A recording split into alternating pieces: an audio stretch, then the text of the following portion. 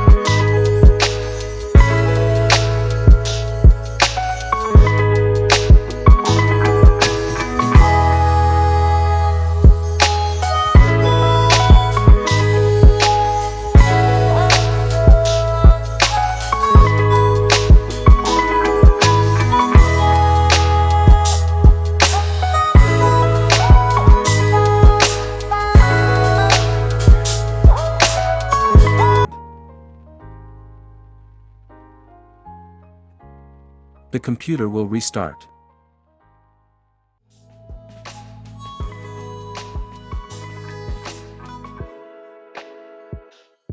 Go to Troubleshoot, Advanced Options, Command Prompt,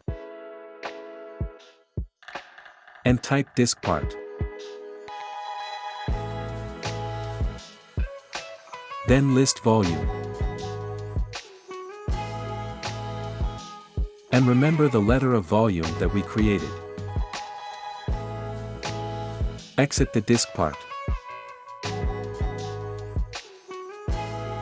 And type the letter, /setup.exe.